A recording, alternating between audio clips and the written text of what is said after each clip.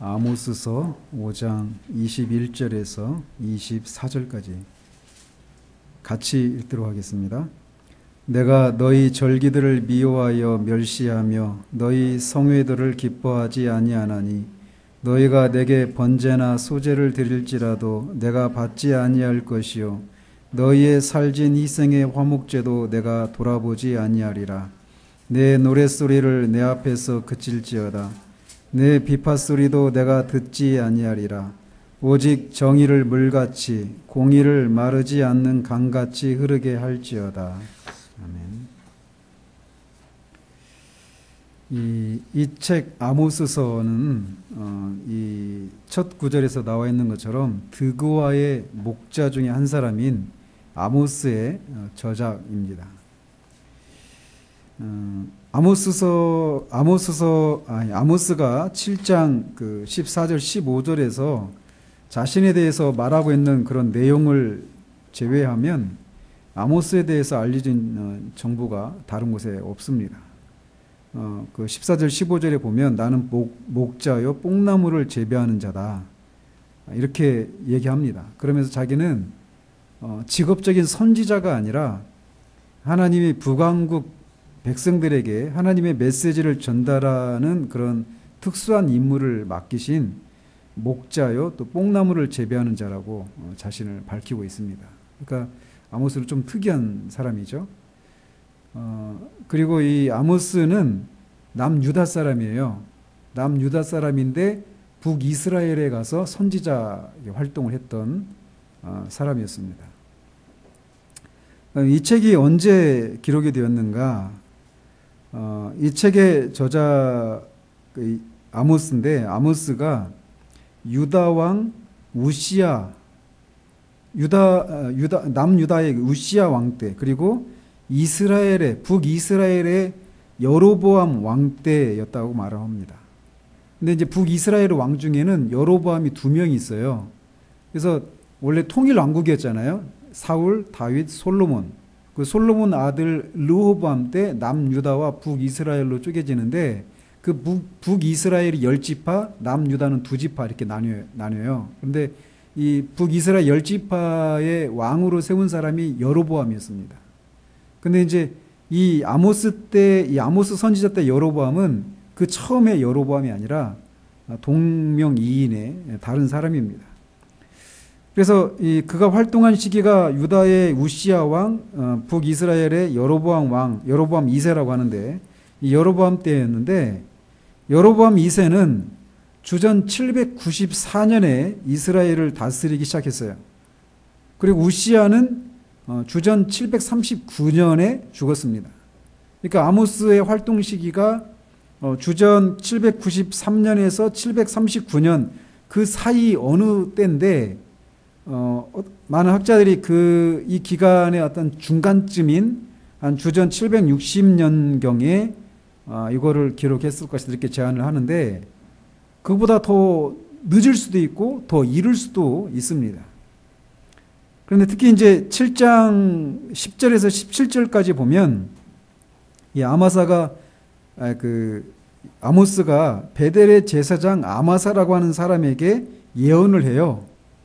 근데 거기에서 특별히 17절에 보면 이 아마사라고 하는 이 북이스라엘의 그 제사장이 포로로 잡혀가서 거기서 죽을 것이다 이렇게 예언합니다.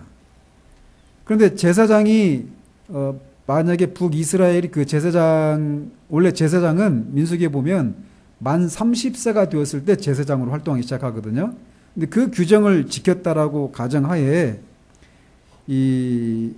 그가 제사장인데 그가 포로로 잡혀가서 그 포로지에서 죽을 것이다 이렇게 예언했단 말이에요. 근데 이스라엘이 언제 포로로 잡혀가느냐면 주전 722년에 잡혀가요. 그래서 그런 것들을 감안하면 아마도 이 아모스가 이 베델의 제사장 아마사를 만났을 때가 이제 주전 739년에 가까운 어느 시기였을 것이다 이렇게 추정을 합니다. 어쨌든 이 793년에서 739년 739년 그 사이 중에서도 좀 후반부에 해당되는 그때 활동을 했을 것이다. 그리고 그때 이 아모스서를 기록했을 것이다. 이렇게 추정할 수 있다는 겁니다. 이 아모스서에서 다루고 있는 이 주제는, 전체적인 주제는 하나님의 이 보편적인 정의입니다. 공의예요. 근데 이스라엘 족속은 그들의 모든 원수들이 심판을 받을 여호와의 날을 기대하고 있었어요. 1장에서 2장 5절까지 내용을 보면 아까 말씀드렸잖아요. 이 아모스는 남유다 사람인데 북이스라엘에 가서 그 선지자 활동을 했거든요. 그런데 그 주요 메시지가 뭐냐면 여호와의 보편적인 정의예요. 이 5장 24절 있는 것처럼 정의를 실시하는 거예요. 정의를 구현하는 거예요. 개인적으로든지 또는 사회적으로든지. 근데 이제 그 이스라엘 백성들이 기다리고 있었던 게 뭐냐면 자신들의 원수들이 심판을 받을 날인 여호와의 날을 기다리고 있었어요. 그런데 이스라엘 백성들 자신에게 하나님의 심판이 임할 것이다라고 하는 것을 예견하지는 못하고 있었어요. 아모스가 그것을 얘기할 때까지는. 그래서 여호와의 날에는 이스라엘이 아닌 다른 열방이 하나님으로부터 심판을 받을 것이다. 이렇게 철석같이 믿고 있었는데 아모스가 그래, 하나님이 여호와의 날에 그 너희들의 원수들을 다 심판하실 것이다. 그런데 너희도 심판할 것이다. 이렇게 예언하는 거예요. 그러니까 아모스가 이 북이스라엘에서 인기가 있었겠어요? 그래서 뭐라고 했냐면 네 동네로 가서 해라. 네가 왜 남유다 사람이 북이스라엘까지 와가지고 성가시게 하느냐면서 막 쫓아내려고 하죠. 그래서 그들은 이 북이스라엘은 자신들이 이제 왜 그렇게 생각했느냐면 자신들은 하나님의 백성이라는 거예요. 그런데 아모스를 통해서 하나님이 그들에게 전하신 말씀은 그들이 하나님의 택함받은 지위를 누리기는커녕 오히려 이웃 나라들보다 더 많은 이 책임을 져야 할 것에 대해서 이 아모스를 통해서 경고를 받는 것입니다. 제국이었습니다. 아시리아라고 우리가 알고 있잖아요. 그 아수르 제국이었는데 그 시기에는 이 아수르 제국이 잠시 국력이 기울어집니다. 그래서 그 시기 동안에는 이 아수르 제국이 가나안 지역에 있는 이 북이스라엘 남유다뿐만 아니라 이렇게 가나안 지역의 그 나라들 있잖아요. 그 나라들에게 전에 행사했던 그런 어떤 압력을 이렇게 행사할 수가 없었어요. 그러니까 어떻게 되겠어요? 그런 전에 이 아수르 제국의 영향권 아래 있었던 이 가나안 지역에 있었던 나라들이 그들의 입장에서 보면 어때요? 굉장히 혹이었겠죠. 그죠? 그래서 그 시대에 유다와 이 북이스라엘은 정치적으로나 경제적으로 안정된 복을 누릴 수 있었어요. 아수르 제국의 그 압력이 좀 이렇게 약화되니까. 그래서 그런 이유로 인해서 이 남유다나 북이스라엘이 솔로몬 시대 이후로 유례없는 그런 부와 번영을 누립니다. 그래서 아모스가 활동하던 시대 북이스라엘이나 남유다나 그런 이유들로 인해서 솔로몬 시대 이후로 유례가 없을 정도로 경제적인 그런 번영을 누려요. 특별히 북이스라엘이 더 그랬습니다. 왜 그러냐면 이 북이스라엘은 남유다는 북이스라엘에 비해서 더 고립된 그런 지역이 있었거든요. 근데 북이스라엘은 더 다른 나라의 교역을 더 할 수 있는 그런 위치에 있었고 또 경작 가능한 땅도 북이스라엘이 남유다보다 많았어요. 그러다 보니까 그 똑같은 시기에 북이스라엘은 유다보다도 더 큰 부를 누릴 수 있었습니다. 그런데 구약에서 이 정치적으로나 경제적으로 어떤 형통하는 것은 하나님의 복으로 받아들여졌잖아요. 그죠? 그러니까 북이스라엘은 어떤 생각을 했느냐면 자신들이 지금 이렇게 솔로몬 왕 이후로 유례없는 그런 경제적인 부를 누리는 이것이 하나님이 자기들에게 복을 주신 것이다. 이렇게 생각을 한 거예요. 그리고 언젠가는 하나님이 자신들의 원수들을 그들의 발 아래 복종시키고 그들을 세상의 통치자로 만드실 여호와의 날이 곧 밝을 것이다 라고 하는 생각을 하고 있었던 거예요. 그러니까 우리도 그런 생각 하잖아요. 아무튼 우리가 일반적으로 갖고 있는 생각 있잖아요. 뭐든지 잘 풀리고 잘 나가고 막 그러면 하나님이 나를 복 주셨다. 그러니까 내가 하고 있는 지금 내 상황을 하나님이 기뻐하신다. 이런 생각을 하기 쉽잖아요. 그죠? 이걸 목회에도 적용할 수 있어요. 목회에도. 그래서 교세가 커지고 영향력이 커져가면 하나님이 자신을 들어 쓰신다라고 흔히 생각한단 말이에요. 그러니까 하나님이 자신을 들어 쓰신다. 하나님이 나를 기뻐하신다. 이렇게 하면 어떻게 될까요? 사람의 마음이 굉장히 교만해지겠죠. 그러면서 자신이 행하는 그 모든 것들을 하나님이 기뻐하신다라고 하는 이런 독선에 빠지기가 쉬워요. 그래서 자신들이 어떤 행하는 것들, 이런 것들을 뭔가 반대되는 얘기를 하면 어떻게 하겠어요? 하나님이 나를 들어 쓰시는데 네가 어떻게 나한테 이렇게 가는 거죠. 이렇게 가기가 쉽단 말이에요. 그러니까 이스라엘이 처했던 상황이 그런 상황이었어요. 딱. 이렇게 유리 없는 그런 번영을 누리니까 하나님이 우리를 기뻐하신다. 그리고 우리들의 원수들을 하나님이 심판하실 그 여호와의 날이 올 것이다. 그러면 우리는 세상의 통치자가 될 것이다. 이런 생각을 하고 있었던 거예요. 그렇지만 사실 이스라엘이 당시에 누린 그런 부와 권력은 하나님의 복의 증거가 아니었다라는 것입니다.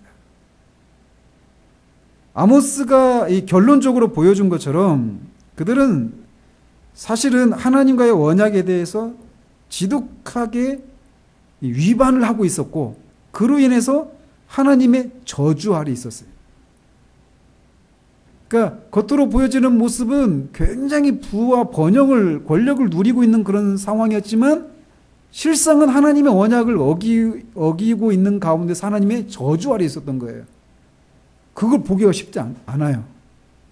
정말 이건 보기가 쉽지 않은 겁니다. 그래서 왜 그랬느냐면 그들 이스라엘 전체적으로 누리고 있었던 그런 부 이런 거는 대부분 가난한 사람들의 희생으로 얻어진 것들이었어요. 그리고 부자와 힘 있는 자들은 가난한 자들을 조직적으로 압제하고 있었던 것이었어요. 그러니까 그런 공의가 사라진 것이었죠. 그리고 그들이 그 당시 하나님께 드린 예배는 이웃에 있는 이방 나라들의 그런 종교 의식처럼 마술적으로 하나님을 조종하려고 하는 그런 시도나 다름이 없었던 거예요. 그래서 여기서도 내가 너희들이 드리는 제사 다 안 받겠다 이렇게 말씀하시는 거예요. 그 제사를 통해서 하나님을 조종하려고 하는 거죠. 하나님께 뇌물을 드리는 그런 거예요. 이방 종교의 핵심이 그거잖아요. 뇌물을 드려서 하나님으로부터 자기가 원하는 것들을 얻어내려고 하는 거. 아까 우리 점심 때 얘기 나눴던 것들이 우리 한국교회 안에 있는 그런 기복주의적 이런 신앙들이 다 거기서 나오는 거거든요. 내가 순종해서 내가 뭔가를 드려서 그것보다 더 몇 배의 복을 얻어내려고 하는 이런 동기로 신앙생활 하는 거. 똑같은 거예요. 그래서 그 당시에 그 북이스라엘의 예배의 중심지는 베델이었어요. 베델과 단 이 두 지역에 금송아지 우상을 섬겼거든요. 근데 그래서 아모스가 베델에서 자신의 메시지를 전하는 거예요. 그런 배경 하에서. 그러니까 결코 우연이 아니죠. 그래서 그 당시 베델이라고 하는 지역은 여로보암 2세와 동명이인인, 그러니까 처음에 말씀드렸죠. 처음에 그 북이스라엘의 첫 번째 왕이었던 여로보암이 그 이스라엘에 금송아지를 세운 지역이 베델이었거든요. 이처럼 이스라엘 족속이 새로운 황금기라고 생각했던 그 그 시기는 사실상 사람이 막 불치병에 걸려서 오늘 죽을지 내일 죽을지 모르는 사람도 반짝 정신이 맑아지고 뭔가 건강이 회복된 것처럼 보이는 시기가 있잖아요. 그런 시기와 같은 시기였던 거예요. 그러니까 그걸 이제 몰랐던 거죠. 그 당시에는. 그래서 그런 이스라엘의 어리석은 기대를 바로잡아주는 역할을 했던 사람이 아모스 선지자였어요. 그러니까 그의 사역이 순탄치가 않았겠죠. 그래서 예나 지금이나 선지자 사역은 언제나 인기가 없고 외롭습니다. 그래서 이제 아모스서 읽어보세요. 그래서 이스라엘은 세상의 통치자가 되지 못할 뿐만 아니라 몇 년이 안 가서 패망하게 될 거라는 거예요. 그리고 하나님의 과분한 은혜를 통해서만 간신히 한 민족으로 존재하게 될 운명이다 라고 하는 것을 아모스를 통해서 하나님이 전한 겁니다. 그래서 여호와의 날, 이스라엘 백성들은 그날이 자신들이 세상의 통치자가 되는 그런 날이라고 생각했는데 그 여호와의 날은 광명의 날이기는커녕 흑암의 날이 될 것이다 라는 것이었습니다. 그리고 실제로 훗날 이 아모스의 말은 정확하게 성취가 됩니다. 그래서 아까 처음에 말씀드렸잖아요. 이 당시 북이스라엘이 막 번영할 그 시기에 아수르 제국이 국군이 약간 쇠퇴하고 있었던 것처럼 보였다고 했잖아요. 그런데 그게 사실은 반대로 아수르가 최후의 그 쇠퇴기에 접어든 것이 아니라 오히려 그 이후에 막 그 아수르 제국이 최대로 팽창하는 그 시기를 앞둔 잠깐 북이스라엘은 잠깐 막 죽기 전에 잠깐 생기를 회복한 그런 시기였는데 아수르는 반대로 더 크게 팽창하기 전에 약간 움츠러들었던 그런 시기였던 거예요. 그러다가 결국 그 아수르가 다시 이제 이 팽창을 하면서 그 아수르에 의해서 결국은 북이스라엘이 패망하고 맙니다. 그래서 이 아모스서는 총 9장으로 되어 있는데 그 구조가 1장에서 6장까지 그리고 7장에서 9장 이렇게 두 부분으로 나눌 수 있습니다. 그래서 처음 6장, 1장에서 6장까지는 하나님께서 아모스를 통해서 이스라엘 백성에게 전달된 심판에 대한 그런 신탁들이 나와요. 그리고 이 7장에서 9장까지는 그 임박한 심판에 대한 환상들을 모아놓은 부분이 7장에서 9장까지입니다. 그리고 1장에서 6장을 다시 이제 또 두 부분으로 또 세분할 수 있는데 그 첫 번째 부분은 1장 2절에서 2장 16절까지라고 할 수 있습니다.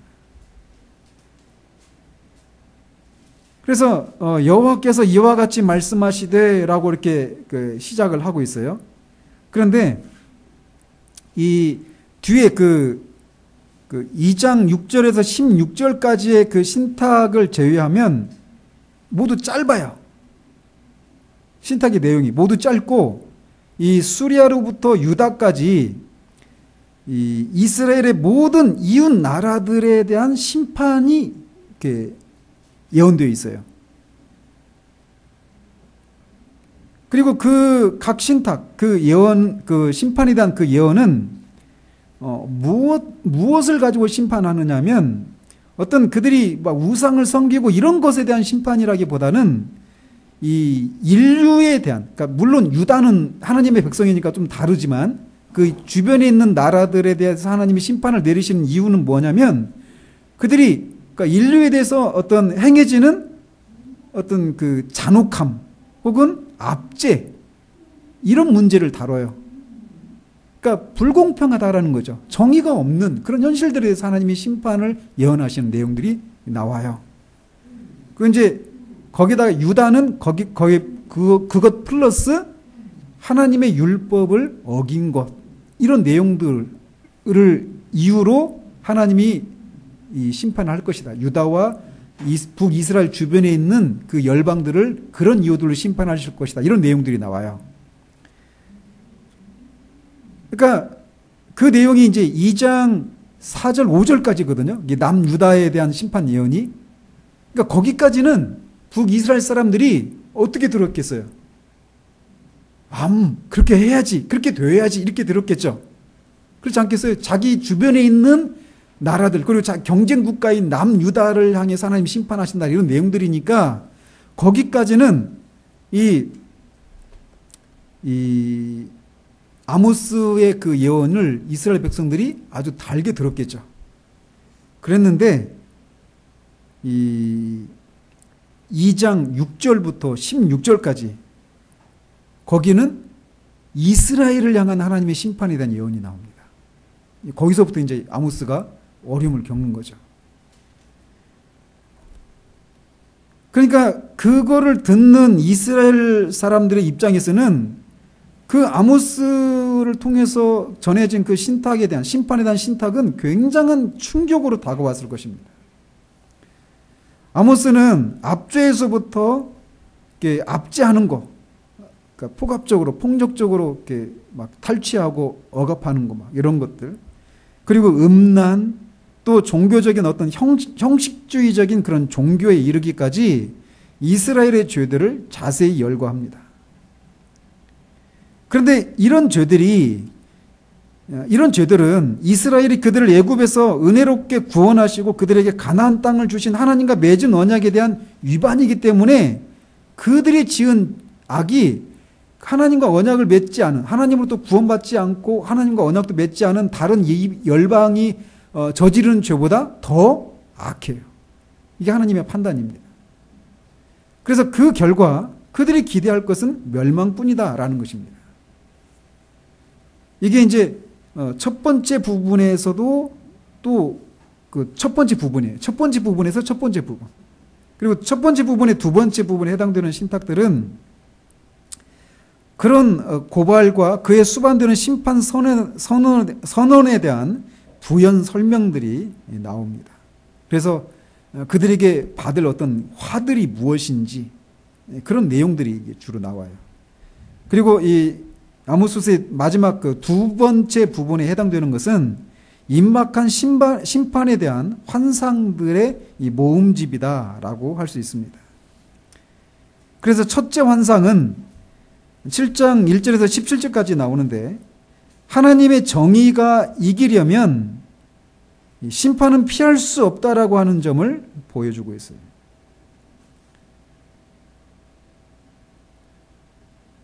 그래서 그들이 회개하지 않는다면 아무런 소망이 없다라고 하는 것을 말해주고 있어요. 그리고 두 번째 환상은 8장에 나오는데 여기는 종말이 임박해 있다라고 하는 것에 대해서 말하고 있고 마지막 환상은 하나님이 이스라엘과 관련해서 그렇게 심판이 임했음에도 불구하고 다윗의 장막의 보존에 관련해서 하나님이 치르실 희생을 묘사하고 있어요. 그러니까 어때요?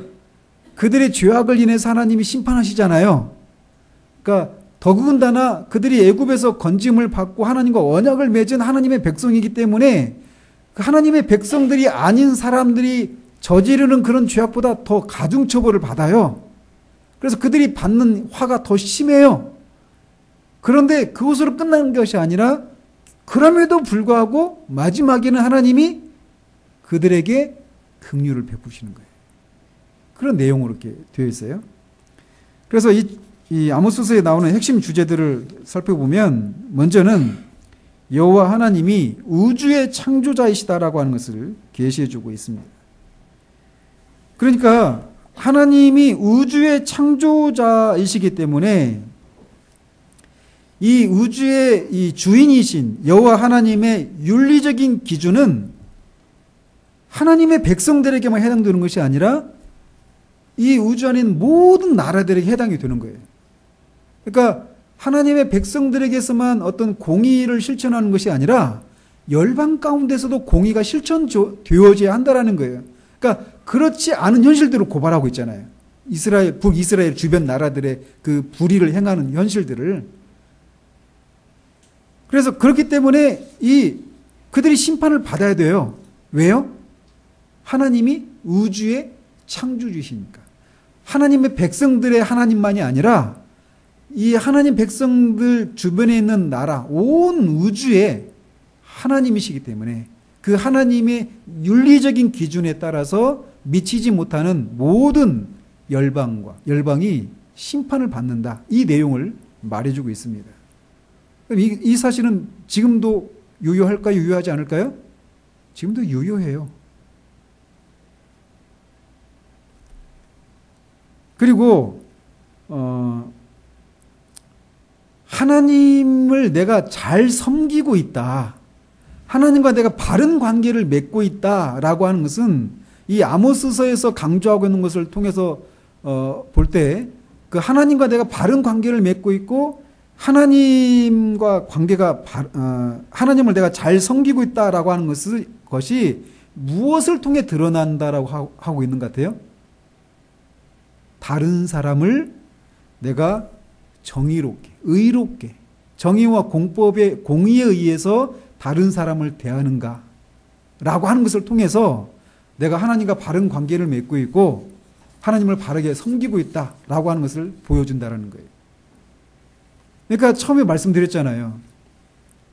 이스라엘은 유리 없는 그런 번영을 누렸어요. 그러니까 이거는 하나님이 우리에게 복을 주셔서 이렇다 이 생각한 거예요. 그러니까 하나님과 자신들은 바른 관계를 맺고 있고 우리는 하나님을 잘 섬기고 있다 이렇게 생각했겠죠. 그러니까 하나님 이런 복을 주셨지 이렇게 생각했던 거예요. 근데 하나님의 판단은 그게 아니었던 거예요. 너희들은 나를 잘 섬기지 못하고 나와 바른 관계도 맺고 있지 않다. 무엇을 가지고요? 제사도 드리고 있는데요. 이렇게 말할 수 있잖아요. 무엇을 가지고 알 수 있느냐고 말씀하시냐면 너희들이 다른 사람을 이웃을 공의를 가지고 공의에 의해서 대하고 있는가? 압제하고 있지 않느냐? 이런 걸 가지고 심판하시는 거예요. 판단하시는 거예요. 그러니까 우리 한국교회 안에서 한 사람이 또는 한 교회가 어떤 복을 받고 하나님이 들어 쓰시고 이런 기준들이 굉장히 어떤 이 물량적인 측면에서 생각하잖아요. 그죠? 그렇지 않은 거예요. 하나님의 판단이. 그리고 그렇기 때문에 다른 사람에 대해서 공평하게 대하지 않고 그들을 압제하고 하는 가운데서 그런 상태 가운데서 하나님 앞에 드려지는 종교적인 의식들은 하나님께 가증한 것이다. 이것이 아모스에서 말하고 있는 거예요. 또 이스라엘이 하나님과 맺은 언약은 그들이 언약을 깨뜨렸을 때 언약을 깨뜨렸을 때는 그들에게 특별한 보호를 보장해 주지 않는다라는 것입니다. 하나님과 우리는 언약을 맺었으니까 하나님이 우리를 보호해 주실 거야 이렇게 말할 수 없다라는 거예요. 언약을 깨는 경우에는. 근데 이렇게 생각하고 있는 거예요. 우리는 하나님과 언약을 맺은 하나님의 백성이니까 하나님 우리를 보호해 주실 거야 이렇게 생각하는 거예요. 실상은 자기들이 언약을 깨뜨리고 있음에도 불구하고. 그리고 이 여호와의 날, 그래서 그 이스라엘 하나님의 백성이라고 하는 이스라엘도 오히려 더 높은 순종의 기준에 의해서 더 철저한 심판을 받게 될 것이다. 이런 말씀하시는 거예요. 따라서 여호와의 날은 회개하지 않는 이스라엘에게는 어떤 구원의 때가 되지 않는 거예요. 오히려 그날은 끔찍한 멸망의 때가 될 것이다 라는 것입니다. 근데 거기서 끝나는 게 아니에요. 그러나 신실한 남은 자는 보존되고 언젠가 영광스러운 회복과 복의 날을 보게 될 것이다. 이런 내용이 같이 포함되어 있습니다. 그래서 구원사적으로 어떤 의미가 있느냐면 하나님은 땅의 모든 족속 가운데 이스라엘만을 아셨다라고 말하고 있어요. 근데 그 이스라엘이 의와 정의가 자신들의 개인적인 삶의 영역에서 뿐만 아니라 사회 전반적으로 이 공적인 영역에서나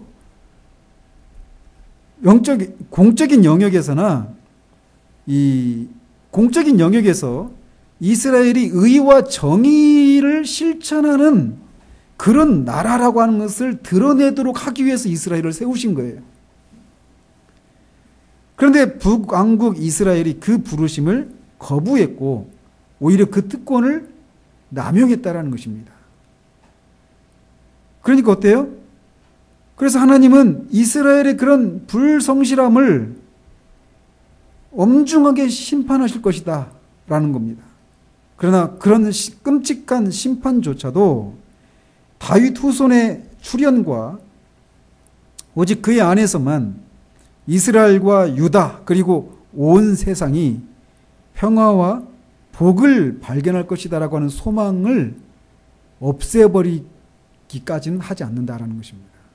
심판 중에서도 하나님께서 다윗의 후손을 통해서 이 패역한 이스라엘과 남유다와 온 인류에게 평화와 복을 가져올 날이 올 것이다 라고 하는 약속으로 이 아모스서가 마무리되고 있어요.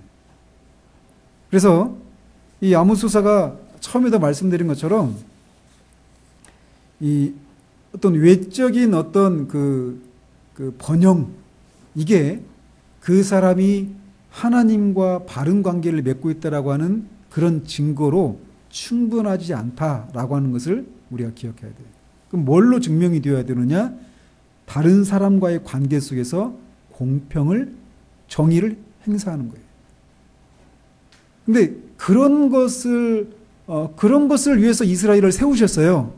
마찬가지 우리 개인을, 교회를 그렇게 세우신 거예요. 근데 그걸 우리가 남용할 수 있잖아요. 그죠? 근데 그거에 대해서 하나님이 심판하실 거라는 거예요. 그러나 그 심판이 끝이 아니라 결국 다윗의 후손 누구겠어요? 예수 그리스도죠. 예수 그리스도를 통해서 북이스라엘과 남유다 그 남은 자들 그리고 그 온 세상이 평화와 복을 누리게 될 그런 소망을 약속하면서 이 아모스서가 마무리됩니다. 우리에게도 동일한 것을 우리에게 적용할 수 있어요. 기도하도록 하겠습니다.